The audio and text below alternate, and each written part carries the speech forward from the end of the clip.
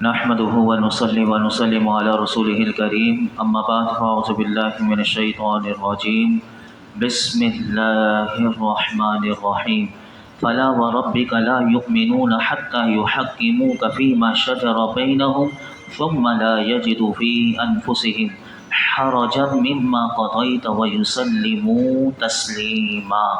تو اے حبیب تمہارے رب کی قسم یہ لوگ مسلمان نہ ہوں گے جب تک اپنے آپس کے جھگڑے میں تمہیں حاکم نہ بنا لیں، پھر جو کچھ تم حکم فرما دو اپنے دلوں میں اس سے کوئی رکاوٹ نہ پائیں اور اچھی طرح دل سے مان لیں۔ اس آیت مبارکہ کا شان نزول یہ ہے کہ اہل مدینہ پہاڑ سے آنے والے پانی سے باغوں میں آبپاشی کرتے تھے۔ وہاں ایک انصاری کا حضرت زبیر رضی اللہ تعالی عنہ سے جھگڑا ہوا کہ کون اپنے کھیت کو پانی دے گا۔ یہ معاملہ جب نبی پاک صلی اللہ علیہ وسلم کی بارگاہ میں پیش کیا گیا تو میرے آقا علیہ الصلوۃ والسلام نے ارشاد فرمایا، اے زبیر تم اپنے باغ کو پانی دے کر اپنے پڑوسی کی طرف پانی کو چھوڑ دو۔ حضرت زبیر رضی اللہ تعالیٰ عنہ کو پہلے پانی کی اجازت اس لیے دی گئی کہ ان کا کھیت جو تھا وہ پہلے آتا تھا۔ اس کے باوجود نبی پاک صلی اللہ علیہ وسلم نے یہ بھی فرمایا کہ انصاری کے ساتھ تم نے احسان کرنا ہے۔ یہ جملہ بھی حضور نے ارشاد فرما دیا۔ اب یہ مجموعی فیصلہ جو ہے وہ اس انصاری کو ناگوار گزرا اور اس کی زبان سے یہ کلمہ نکلا کہ زبیر تو آپ کے پھپھی زاد بھائی ہیں، لہٰذا اس کا کہنے کا مطلب یہ تھا کہ آپ نے اپنے پھپھی زاد بھائی کے حق میں فیصلہ کر دیا اور پہلے پانی کو یعنی باغوں کو آبپاشی کا آپ نے حکم اپنے پھپھی زاد بھائی کے لیے دے دیا۔ جب یہ اس کی جملہ نکلا تو حالانکہ حضور نے حضرت زبیر کو کہا تھا کہ اس انصاری کے ساتھ احسان کرنا، لیکن جب اس نے اس فیصلے کی قدر نہ کی تو حضور علیہ الصلوۃ والسلام نے پھر حضرت زبیر رضی اللہ تعالیٰ عنہ کو کہا کہ تم اپنے باغ کو پانی کے سیراب کر کے اب اس کا پانی روک دینا، اس کو دینے کی ضرورت ہی نہیں۔ اس پر اللہ رب العالمین نے یہ آیت مبارکہ نازل کی اور بتا دیا کہ میرے محبوب کے حکم کو تسلیم کرنا یہ فرض قطعی ہے، کہ یعنی ان کا حکم ماننا یہ فرض ہے۔ جو شخص بھی نبی پاک صلی اللہ علیہ وسلم کے فیصلے کو تسلیم نہیں کرتا وہ کافر ہے، اور ایمان کا مدار یہی ہے کہ اللہ اور اللہ کے رسول کے حکم پر انسان اپنے آپ کو سلنڈر کر دے، یعنی سر تسلیم خم کر دے۔ علماء فرماتے ہیں کہ اس آیت سے 7 مسئلے معلوم ہوئے۔ نمبر 1، کیا مسائل معلوم ہوئے؟ بڑی توجہ کے ساتھ سنیے گا۔ فرماتے ہیں سب سے پہلے کہ اس آیت میں اللہ نے اپنے رب ہونے کی نسبت اپنے محبوب علیہ الصلوۃ والسلام کی طرف کی اور فرمایا، اے محبوب تیرے رب کی قسم، یعنی وہ رب ہو کر بھی اس کو اپنا رب ہونا اپنے محبوب کی نسبت سے پسند ہے۔ فرمایا فلا وربک، اے محبوب تیرے رب کی قسم، اور فرمایا کہ یہ نبی کریم صلی اللہ علیہ وسلم کی یہ وہ عظیم شان ہے کہ اللہ رب العالمین نے اپنی پہچان اپنے حبیب علیہ الصلوۃ والسلام کے ذریعے اس آیت میں کروائی۔ اس سے ہمیں پتہ چلا ایک مسئلہ۔ دوسری بات، علماء کہتے ہیں کہ نبی پاک صلی اللہ علیہ وسلم کا حکم ماننا یہ فرض قرار دیا اور اس بات کو اپنے رب ہونے کی قسم کے ساتھ اللہ نے پختہ کیا۔ تیسری بات، فرماتے نبی کریم صلی اللہ علیہ وسلم کے حکم کو فرمایا ان کو ماننے سے انکار کرنے والے کو اللہ نے کافر قرار دیا اس آیت میں۔ نمبر 4، فرماتے ہیں نبی پاک صلی اللہ علیہ وسلم حاکم ہیں۔ نمبر 5، فرمایا اللہ بھی حاکم ہے، حضور بھی حاکم ہے، لیکن یہاں پر علماء کہتے ہیں کہ دونوں کے حاکم ہونے میں کہ حضور اللہ، کیونکہ فیصلہ کرنے والی ذات کس کی ہے؟ اللہ کی۔ نبی پاک صلی اللہ علیہ وسلم بھی فیصلہ کرنے والے ہیں۔ اب کوئی اس میں یہ نہ کہے کہ یہ شرک ہو گیا کہ تم نے اللہ کو بھی حاکم کہا، تم نے حضور کو بھی حاکم کہا۔ تو علماء نے کہا کہ دونوں میں لا متناہی فرق ہے، اس بات کو یاد رکھے۔ تو اس سے یہ پتہ چلا کہ قرآن میں ایسی بہت سی صفات آپ سنیں گے بھی، آپ نے سنی بھی ہیں اور آگے بھی سنیں گے، کہ جو اللہ رب العالمین نے اپنے لیے وہ استعمال کی، وہ اپنے محبوب علیہ الصلوۃ والسلام کے لیے بھی استعمال کی۔ تو اس سے پتہ چلا کہ یہ لفظ جو صفت اللہ کی ہے، اگر وہ اپنے محبوب کو دے دے تو اس سے شرک لازم نہیں آتا، جب تک کہ حقیقت اور مجاز کا فرق بندہ نہ سمجھ لے کہ اللہ حاکم ہے اور اسے کسی نے حاکم بنایا نہیں، حضور حاکم ہے تو اللہ نے حضور کو حاکم بنایا۔ تو یہ بہت سارے اور بھی فرق ہیں۔ تو جب تک شرک کی حقیقت انسان کو نہ سمجھ میں آئے تو وہ فوراً اپنی زبان سے شرک نہ کہہ دیا کرے کہ تم نے شرک کر دیا۔ ایک بات۔ چھٹا مسئلہ علماء نے اس سے یہ بھی بتایا کہ رسول کریم صلی اللہ علیہ وسلم کا حکم ماننا، یہ دل و جان سے ماننا ضروری ہے، اور اس کے بارے میں دل میں کبھی کوئی رکاوٹ نہ ہو۔ یعنی حضور کا کوئی حکم سنے کہ میرے آقا کا شریعت میں یہ حکم ہے، تو انسان کو چاہیے کہ وہ اپنے دل میں کوئی رکاوٹ دل میں محسوس نہ کرے، بلکہ اسے دل و جان سے تسلیم کرے۔ اگر دل میں رکاوٹ ہے تو پتہ چلا کہ یہ منافقوں کی علامت ہے، یہ مومن کی علامت نہیں ہے۔ ساتویں بات جو اس آیت سے پتہ چلی وہ یہ پتہ چلی کہ اسلامی احکام کا ماننا یہ فرض ہے، اور ان کو نہ ماننا یہ کفر ہے۔ جتنے بھی اسلامی احکام ہیں ان کو ماننا یہ ضروری ہے اور فرض ہے، اور نہ ماننا یہ کفر ہے۔ اس پر اعتراض کرنا، اس کا مذاق اڑانا، کسی بھی اسلامی حکم کے مذاق اڑانا یہ بھی کفر ہے۔ اس سے وہ لوگ علماء نے لکھا کہ عبرت حاصل کریں کہ جو کافروں کے قوانین کو اسلامی قوانین پر فوقیت دیتے ہیں، کہ وہ کافروں کے قوانین کو کہتے ہیں دیکھو کیسے ہیں، اور اسلامی قوانین کو، تو یہ یاد رکھنا چاہیے۔ یہ ان آیتوں سے ہمیں سبق ملا۔ آگے سنیے، فرمایا وَلَوْ أَنَّ كَتَبْنَا عَلَيْهِمْ أَنِ اقْتُلُوا أَنفُسَكُمْ أَوِ اخْرُجُوا مِنْ دِيَارِكُمْ مَا فَعَلُوهُ إِلَّا قَلِيلٌ مِّنْهُمْ وَلَوْ أَنَّهُمْ فَعَلُوا مَا يُوعَظُونَ بِهِ لَكَانَ خَيْرًا لَّهُمْ وَأَشَدَّ تَثْبِيتًا وَإِذًا لَّآتَيْنَاهُم مِّن لَّدُنَّا أَجْرًا عَظِيمًا وَلَهَدَيْنَاهُمْ صِرَاطًا مُّسْتَقِيمًا۔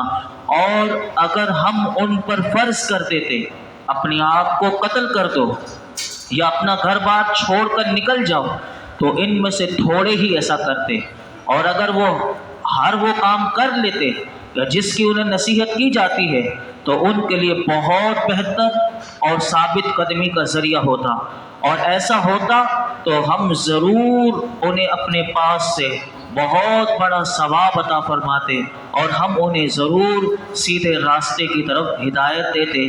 یہاں مخلص منافق کے اعتبار یعنی سب کے اعتبار سے فرمایا جا رہا ہے کہ اگر ہم ان پر فرض کر دیتے کہ اپنے آپ کو قتل کر دو یا اپنے گھروں سے نکل جاؤ، تو قرآن، اللہ کا قرآن بتا رہا ہے کہ وہ ان میں سے تھوڑے ہی ایسے لوگ ہوتے کہ وہ اپنے آپ کو قتل کر دیتے یا اپنے گھروں کو چھوڑ کر نکل جاتے۔ تو یہاں سے پتہ چلا، علماء کہتے ہیں اس آیت کا شان نزول بھی سن لیجئے، یہ ہے کہ کچھ اس طرح ہوا کہ حضرت ثابت بن قیس بن شماس، یہ صحابی رسول ہیں رضی اللہ تعالیٰ عنہ، سے ایک یہودی نے کہا کہ اللہ رب العالمین نے ہم پر خود کو قتل کرنا اور گھر بار چھوڑنا فرض کیا تھا۔ یہ پہلے پارے میں آپ سن چکے ہیں کہ ان کی توبہ کے لیے کہا تھا گھروں کو چھوڑ دو اور نکل جاؤ میدان طے میں۔ یہ 40 سال بھٹکتے رہے، اور ان کی توبہ جو بچھڑے کو بنا کر معبود کو، تو 70,000 یہ قتل ہوئے تھے، اور انہوں نے کہا تھا اپنے آپ کو قتل کرو۔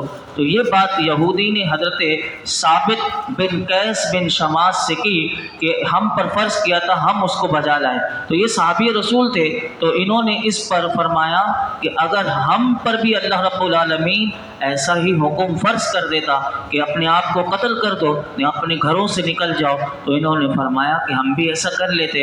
اس پر اللہ رب العالمین نے یہ آیت نازل کر کے بتا دیا۔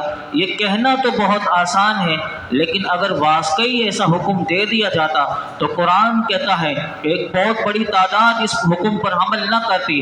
ان میں سے وہ لوگ کہ جو اس حکم پر عمل نہ کرتے وہ کون سے لوگ ہوتے؟ وہ خاص منافقین جو اپنے آپ کو مسلمان ظاہر کرتے، یہ تو اس حکم پر عمل نہ کرتے۔ اور کہا کہ وہ لوگ جو ابھی ابھی نئے نئے مسلمان ہوئے ان کو کہہ دیا جاتا اپنے آپ کو قتل کر دو یا اس کو یہاں سے چھوڑ کر نکل جاؤ، تو فرمایا کہ وہ ایسا نہ کر پاتے اور وہ جہاد سے فرار ہی اختیار کرتے۔ ایسے اکثر منافقین جیسے آپ نے پیچھے بھی سنا کہ وہ میدان جہاد کے لیے نکلے لیکن راستے میں سے فرار ہو گئے، تو قرآن کہتا ہے ایسے لوگ وہ جنگوں میں ثابت قدم نہ رہ سکتے۔ لیکن کہا کہ جہاں تک مخلصین کی بات ہے، جلیل القدر صحابہ کی بات ہے، ان کا تعلق ہے، تو وہ تو ایسے محبوب کے وفادار ہیں کہ وہ تو حضور کی کئی جنگوں میں وہ اپنی جانوں کو حضور کے آگے لا کر کھڑا کر دیا کرتے تھے اور اب حضور کی حفاظت کے لیے اپنی جانوں تک انہوں نے قربان کر دی۔ تو قرآن کہتا ہے تھوڑے لوگ ہوتے، تو یہ جلیل القدر صحابہ کی قرآن بات کرتا ہے کہ یہ لوگ ایسے تھے کہ جو اپنی جانوں کی انہیں پرواہ نہیں ہوتی تھی، انہیں محبوب کریم کی جان کی پرواہ ہوا کرتی تھی۔ تو فرمایا کہ اگر ہم انہیں کہتے تو یہ اپنے آپ کو قتل بھی کر دیتے، وہ گھروں سے نکل جاتے۔ تو فرمایا کہ اگر پھر آگے ایک اور بات قرآن نے کہی کہ اگر وہ ہر اس حکم پر عمل کر لیں جو انہیں دیا جائے، خواہ وہ جان سے مار دینے کا حکم ہو یا گھروں سے نکل جانے کا، بہر صورت یہ ان کے لیے بہت بہتر ہوتا، کیونکہ حکم دینے والی ذات کون؟ وہ اللہ کی ذات ہے، تو وہ ان کے لیے بہت بہتر ہوتا۔ اور اگر ہمارے حکم پر عمل کرتے تو قرآن کہتا ہے ہم انہیں بہت بڑا ثواب بھی عطا کرتے اور انہیں صراط مستقیم کی اعلیٰ درجے کی ہدایت عطا فرماتے۔ اب سنیے جو ہم نماز میں پڑھتے ہیں کہ صراط الذین انعمت علیہم، کہ اللہ ہمیں سیدھے راستے پر چلا، وہ کون سے لوگ ہیں؟ وہ والی آیت اب آ رہی ہے وَمَن يُطِعِ اللَّهَ وَرَسُولَهُ فَأُولَٰئِكَ مَعَ الَّذِينَ أَنْعَمَ اللَّهُ عَلَيْهِم مِّنَ النَّبِيِّينَ وَالصِّدِّيقِينَ وَالشُّهَدَاءِ وَالصَّالِحِينَ وَحَسُنَ أُولَٰئِكَ رَفِيقًا ذَلِكَ الْفَضْلُ مِنَ اللَّهِ وَكَفَىٰ بِاللَّهِ عَلِيمًا۔ اور جو اللہ اور رسول کی اطاعت کرے وہ ان لوگوں کے ساتھ ہوگا جن پر اللہ نے فضل کیا، یعنی انبیاء، صدیقین اور شہداء اور صالحین۔ یہ کتنے اچھے، فرمایا یہ کتنے اچھے ساتھی ہیں، یہ اللہ کا فضل ہے اور اللہ جاننے والا کافی ہے۔ اس آیت مبارکہ کا شان نزول یہ ہے کہ حضرت ثوبان رضی اللہ تعالی عنہ تاجدار رسالت مآب صلی اللہ علیہ وسلم کے ساتھ کمال درجے کی محبت رکھتے تھے۔ اب یہ دیکھیے صحابہ کیسی محبت کرتے تھے، یہ میلاد کا موسم بھی ہے، ہمارے اندر ایسی محبت ہے یا نہیں؟ اس کا جائزہ اس آیت کے شان نزول سے دیکھیے۔ اتنی محبت حضور سے کرتے تھے کہ حضور کی جدائی ان سے برداشت نہ ہوتی تھی۔ ایک روز اس قدر یہ غمگین اور رنجیدہ حضور کی بارگاہ میں حاضر ہوئے کہ ان کے چہرے کا رنگ بدلا ہوا تھا۔ تو محبوب کریم تو اپنے عاشقوں کے چہرے کو دیکھ کر پوچھ لیا کرتے تھے، تو میرے محبوب نے جب ان کے چہرے کو دیکھا حضرت ثوبان کو تو پوچھا اے ثوبان تمہارے چہرے کا رنگ کیوں بدلا ہوا ہے؟ عرض کیا یا رسول اللہ نہ مجھے کوئی بیماری ہے نہ کوئی درد ہے سوائے اس کے کہ حضور آپ میری آنکھوں کے سامنے نہیں ہوتے، تو انتہا درجے کی وحشت و پریشانی ہو جاتی ہے اور پھر میں آخرت کو یاد کرتا ہوں یا رسول اللہ، تو مجھے یہ اندیشہ ہوتا ہے کہ وہاں میں آپ کا دیدار کیسے کروں گا؟ آپ تو اعلیٰ ترین مقام میں جنت میں ہوں گے اور مجھے اللہ نے اگر آپ کے فضل سے اپنے کرم سے جنت بھی دی تو میں اس مقام تک کہاں رسائی میری ہوگی؟ اس پر اللہ رب العالمین نے یہ آیت کریمہ نازل کی اور انہیں تسلی دی کہ منزلوں کے فرق کے باوجود جو فرما بردار ہیں نبی کریم صلی اللہ علیہ وسلم کی بارگاہ میں حاضری اور معیت کی نعمت انہیں کل قیامت کے دن بھی انہیں سرفراز کیا جائے گا۔ وہ جنت کے جس درجے میں بھی ہوں لیکن جنت میں انہیں حضور کا قرب ملے گا اور جنت میں بھی حضور کی معیت ملے گی۔ اور فرمایا کہ انبیاء علیہ السلام کے مخلص فرما بردار جنت میں ان کی صحبت اور ان کے دیدار سے محروم نہ ہوں گے۔ اور ایک اور حدیث پاک میں آتا ہے کہ حضور نے فرمایا آدمی اسی کے ساتھ ہوگا کہ جس سے وہ محبت کرے۔ تو یہ وہ بہت بڑا پیغام یہاں اس آیت میں ہمیں دے دیا گیا کہ نبی پاک صلی اللہ علیہ وسلم سے صحابہ کس طرح محبت کیا کرتے تھے۔ ایک اور حدیث پاک آتی ہے کہ حضرت ربیعہ بن کعب اسلمی رضی اللہ تعالیٰ عنہ یہ حضور کے خادم خاص تھے۔ یہ تہجد کے وقت میرے آقا کے لیے وضو کے پانی کا اہتمام کیا کرتے تھے۔ آپ اندازہ لگائیں کیا انہیں وہ ذوق ہوا کرتا تھا کہ حضور تہجد کے لیے اٹھیں گے تو میں پہلے سے تیاری کر کے رکھوں۔ یہ پہلے سے جھاگ جایا کرتے تھے، وہ لوٹا بستر وغیرہ یعنی پانی لے کر اور سارا انتظام حضور کے لیے کر کے رکھتے تھے۔ ایک رات فرماتے ہیں کہ رسول اکرم صلی اللہ علیہ وسلم کی خدمت میں رہا کرتا تھا، حضور کے لیے پانی لایا کرتا اور دیگر خدمت بھی میں حضور کی بجا لایا کرتا تھا۔ ایک روز حضور کا دریا رحمت جوش میں تھا، حضور نے اس وقت وہ فرمایا سل، مطلق فرمایا اے ربیعہ مجھ سے مانگ، کیا مانگتا ہے؟ حضرت ربیعہ سے جب حضور نے کہا مانگ تو حضرت ربیعہ نے کیا مانگا؟ آپ دیکھیے کوئی دنیا کی نعمت مانگ لیتے وہ بھی حضور دیتے۔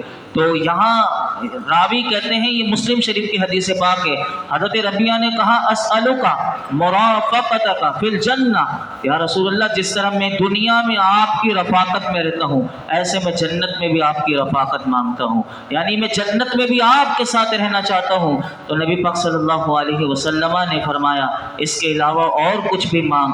تو عرض کیا یا رسول اللہ بس میرا مقصود تو یہی ہے۔ آپ صلی اللہ علیہ وسلم نے فرمایا پھر زیادہ سجدے کر کے اپنے معاملے میں میری مدد کرو، یعنی انہیں جنت دے دی، جنت میں حضور نے رفاقت بھی دے دی اور حضور نے ایک اور پیغام بھی دے دیا کہ فرمایا کہ سجدے کر کے اپنے معاملے میں میری مدد کرو، یعنی پتہ چلا کہ حضور کو سجدے بڑے پسند ہیں، نماز میرے آقا کی آنکھوں کی ٹھنڈک ہے، حضور کو نماز کتنی پسند ہے۔ تو یہاں سے یہ بھی پتہ چلا، اور بھی بہت سارے واقعات ہیں، میں صرف ایک اور آپ کے سامنے رکھ کے کیونکہ وقت ہمارا 15 منٹ مکمل ہو گئے۔ جنگ احد کے موقع پر حضرت عمارہ، اب یہ دیکھیے کہ عورتیں بھی حضور کی بارگاہ میں جب دعائیں مل جاتی تھی تو کیسے خوش ہوا کرتی تھی۔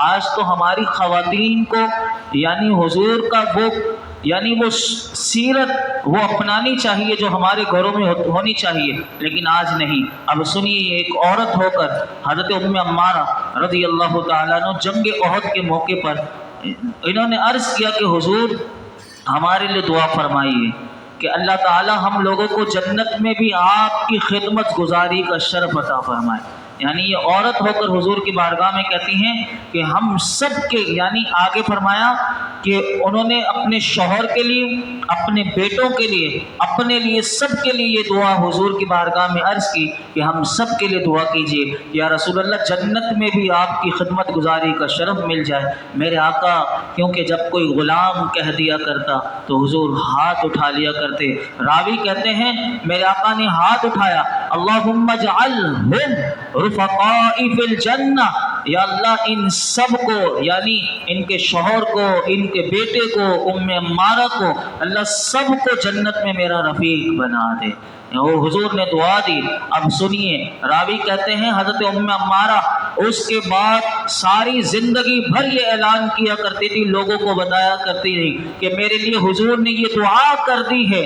فرماتی ہیں اب اس دعا کے بعد دنیا میں سب سے بڑی مصیبت بھی اگر مجھ پر آ جائے تو فرماتی ہیں مجھے کوئی پرواہ نہیں، میرے لیے میرے آقا نے دعا کر دی۔ تو یہ دعا حضور کر دیا کرتے تھے تو کیسے کلیجوں کو ٹھنڈک مل جایا کرتی تھی۔ اس آیت میں صدیقین کا لفظ آیا۔ صدیق کسے کہتے ہیں، شہداء کسے کہتے ہیں، صالحین کسے کہتے ہیں، یہ میں کل انشاءاللہ آپ کے سامنے رکھوں گا۔ اور صدق صرف ایک سچا ہونا نہیں ہوتا، اس کے درجات ہیں، یہ 6 درجے ہیں، اس میں سے ہمارا کس کیٹیگری میں نام آتا ہے کل ہم جائزہ لیں گے اپنا بھی۔ اللہ رب العالمین ہم سب کو ان صدیقین، شہداء، صالحین کی معیت کل جنت میں نصیب فرمائے۔ الحمدللہ رب العالمین والصلاة والسلام علی سید الانبیاء والمرسلین وعلی آلہ واصحابہ اجمعین۔ یا اللہ یا رحمان یا رحیم یا ارحم الراحمین، یا وہاب یا وہاب یا وہاب یا وہاب یا وہاب یا وہاب یا وہاب اے رب کریم ہم سب کی حاضری کو قبول مقبول فرما، ہم سب کا درس قرآن سننا سنانا اپنی بارگاہ میں قبول فرما، ہمیں اخلاص اخلاص اخلاص للہیت کے ساتھ تیری رضا کے لیے سیکھنے سکھانے کی توفیق عطا فرما۔ اے رب کریم ہمیں قرآن کا نور عطا فرما، اے رب کریم ہمیں قرآن کی معرفت عطا فرما، ہمیں قرآن حکیم پر عمل کرنے والا بنا دے، ہمیں اعلیٰ درجے کی مولائی کریم صراط مستقیم پر ہمیں بھی چلنا نصیب فرما۔ اے رب کریم ہمیں گناہوں سے بچنے والا بنا دے، اے اللہ ہماری بے حساب مغفرت فرما، ہمارے والدین کی مغفرت فرما، میرے آقا کی تمام امت کی مغفرت فرما، ہم سب کو دین و دنیا کی خیر خیر خیر عافیت برکتیں عزتیں نعمتیں راحت سکون نصیب فرما، دونوں جہانوں کی عزتیں برکتیں عطا فرما، دونوں جہانوں کی بھلائیاں عطا فرما، ہر قلت ہر علت ہر ذلت سے محفوظ فرما۔ یا اللہ اس درس قرآن میں آج جو کچھ خود سنا مولائی کریم، اس میں آج جو پیغام دیا گیا وہ تیرے محبوب کا فرما بردار ہونے کا، اے اللہ ہمیں تیرے محبوب کا سچا فرما بردار بنا دے، تیرے محبوب کا سچا غلام بنا دے، حضور کی سنتوں کا عامل بنا دے، سچ بولنے والا بنا دے، ہر برائی سے بچنے والا بنا دے۔ یا اللہ اس درس قرآن کا صدقہ یہ جتنے حاضرین موجود ہیں، آج شب جمعہ بھی ہے، اللہ آج کی رات دعائیں رد نہیں ہوتی، شب جمعہ کا صدقہ ماہ ربیع الاول کا صدقہ ہم سب کی خالی جھولیوں کو بھر دے، جو آج تک مانگا مولائی کریم وہ بھی عطا فرما، جو نہیں مانگ سکے بن مانگے عطا فرما۔ ربنا تقبل منا انک انت السمیع العلیم وتب علینا انک انت التواب الرحیم، وصلی اللہ تعالی علی خیر خلق محمد وعلی آلہ